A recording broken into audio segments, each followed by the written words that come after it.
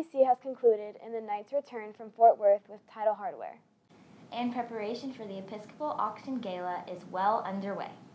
Hello, and welcome to KEHS.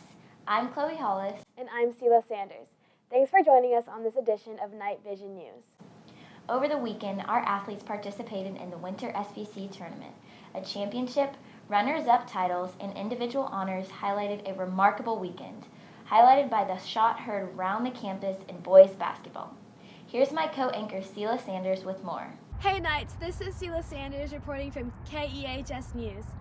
This past weekend, our athletes had the opportunity to go to SBC in Fort Worth, Dallas. Let's go hear what our athletes have to say about the event. The best part about going to SBC is getting to hang out with all of your friends and getting to compete for a championship. Best part of SBC was, just winning the championship and being with everybody, being with Jaquil, Deshaun, everybody, hotel, bus ride, and all the games. Definitely to work a better game plan and going up against teams that just sit back so we can break them down and score more goals. Our team motto is to just win every game, strive for our best, strive for greatness, I guess. We asked freshman Sadie Butler what her experience was as a first-timer going to SBC.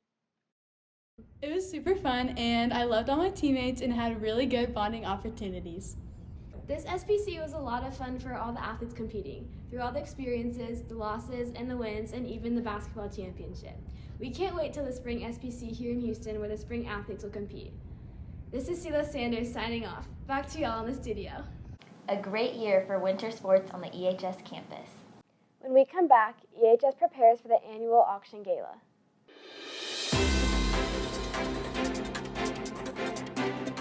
Why are people watching KEHS News? Because it's the right thing at the right time.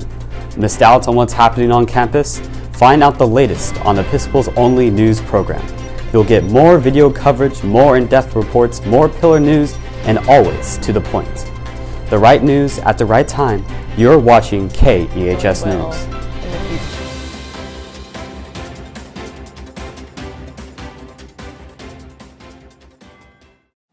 The EHS Auction is an annual event which helps make money for the school while giving out great prizes to those who choose to bid. Covering this year's auction is field reporter Will Jones to give us more interesting information and insight. This year's auction on Friday, February 17th, is disco themed, and the auction is basically an event that helps raise money for the school and helps make this place great. We interviewed Miss Loper to see what she had to say about the auction this year. The auction is a once-a-year annual fundraiser that we have where all the funds go toward the annual operating budget for EHS. It is a wonderful night where parents come on campus and get to bid on exciting items. We also asked her what her favorite part about the auction is. Really the community, just the fact that all the parents get involved and it's a way for them to actually be on campus and see what we're doing. We used to have it at an off-campus site, but since we moved it on campus, it's a great way for people to actually look around them, even in being in the room and seeing what their funds are going toward. So we have two separate events, if you want to call them. We have an online auction that happens a week before, and that is really where all of our items are. That consists of certificates to pillows and home items to sports memorabilia, everything that is on our online auction. And then the night of, there are 14 live items, and those are really exciting. And then we have the traditional paddles up at the end of that evening. We start planning, our auction this year is this Friday, February 18th, and then right off the bat the next week we start picking the new chairs. The new chairs start putting their committees together, and they work fully all year just to prepare for now 2023. I'm Will Jones reporting for KEHS News. Sounds like it is going to be a fun-filled evening of fellowship. Thank you, Will. And when we return, EHS On Stage makes its triumphant musical return to the stage in front of packed theater. After a long-awaited period without the hotspot of campus, the cafe is finally back up and running. Whether you want a cinnamon roll, a muffin, a smoothie, or lemonade, they have it all. They're even offering chai tea lattes, new flavors of smoothies such as Nutella and Oreo, and new shaken lemonades. Make sure to stop by the cafe on the way to class. You won't regret it. For the first time since COVID, EHS On Stage is performing in the Underwood Theater to a live audience, and this year it will be the popular Broadway show Chicago. Olivia Henshaw has more on the story. March 4th through 6th, EHS Oncast is performing the most popular Broadway musical of all time, Chicago. I spoke with the director and some of the cast to get the inside scoop of what's happening behind the scenes. So, Chicago High School Edition. Chicago is the second longest running musical in the history of Broadway. The revival of it. It was originally done in the 1970s by husband and wife team Bob Fosse and Gwen Verdon acquired the rights of a play that was written in the 1920s about these murders in Chicago done by these women who were also jazz singers, and they became quite the celebrities in the city of Chicago at the time. It's a satire, it's a high energy, lots of dance, lots of singing, and very funny bits all the way through it. We start working on any of the musicals we do. We will start rehearsing them in December with just learning the music for the shows. And then we take the whole Christmas break off because we all love Christmas break. And then when we come back, we start the staging and choreography process. And that will go on for anywhere from 6 to 6.5 weeks of working on staging and choreography and singing. And then at that point, we get into technical rehearsals, which is about 10 days, and then we're into dress, and then we perform.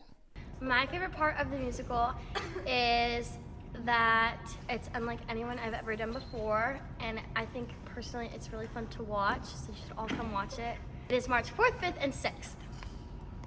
Students and faculty are not only eager to watch Chicago, but to also be back in the Underwood Theater since COVID.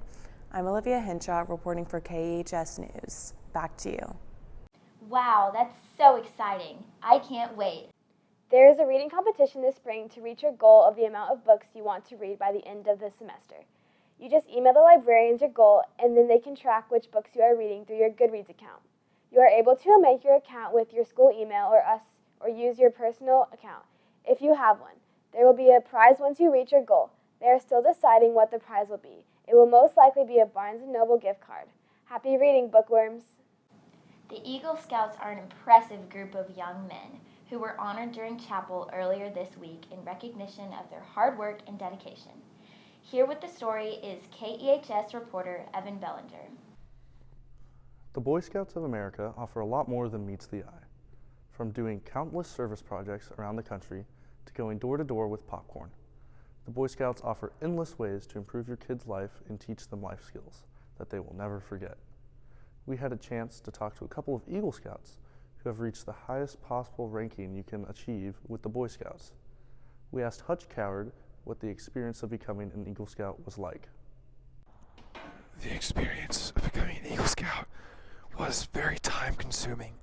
It was a lot of paperwork, but it was fun, you know? Like, it took me a long time, but once I finished it, it was really satisfying to be done with. Because the hardest part is the paperwork, but you get to have a lot of fun along the way with all the campouts and the project and the friends. We also had the chance to talk to Eagle Scout Henry Wasden about some of the badges you have to earn to become an Eagle Scout and what he thinks was the hardest badge for him to earn and why. I got my backpacking merit badge like way at the end of my career, which is not that hard of a thing to do, hiking and backpacking and stuff. Honestly, hiking and backpacking are merit badges that you should probably get like pretty much right off the bat. They're pretty quick. But I did not get my backpacking merit badge until I already had like well over 100 miles of backpacking and hiking with the troop. Becoming an Eagle Scout is not easy, and especially when you have to do and achieve some of those badges. For KEHS News, I'm Jack McKinney. Thank you, Evan, for that report, and congratulations, students and faculty, on your accomplishments. February has been a productive, fun-filled month for EHS math lovers, marked with contests and competition results. The Math Club continues to hold monthly Mu, Alpha, Theta, and Math Club meetings, now in Anderson Lecture Hall, where members participate in the Texas Math League contest. 5 teams successfully participated in High MCM recently, and 15 members competed in the UH math competition. KEHS would like to recognize the top 5 scorers in each level. For the AMC 10, Matthew Kahn, Evan Ringwald, Rashab Sharma, Daphne Melton, and Sarah Yates. In the AMC 12, Ava Gammy, Carter Peeler, Chris Lahode, Grayson Mackey, and Craig Choi. Spring sports are up and running. It's safe to say that these programs are already showing a lot of potential. Here is sports reporter Vivian Turbity covering the startup of the 2022 season and the prospects for success. Spring sports are back in action for the 2022 season, and it's clear the coaches are excited about their new teams. We have a lot of incoming freshmen, and several of them show a lot of promise. We've already played 1 game, and 3 of them actually started that game. This 2022 spring sports teams show a lot of promise for a future SBC championship win. We've got a lot of work and a lot of preparation to do, but we've got the makings of a really good team. We feel pretty confident that we should repeat. Each team is working hard at their practice, motivating themselves to win. I definitely say we have a lot of seniors returning for us. On the girls' side, I think, of course, there's Kit Kat, Kaylin, Jazz. On the guys' side, we have Kaylin Graham, Will Citizen, Colby Gay. New outdoor facilities provide the perfect practice environment, including our tennis courts at the Met and golf courses at Houston Country Club.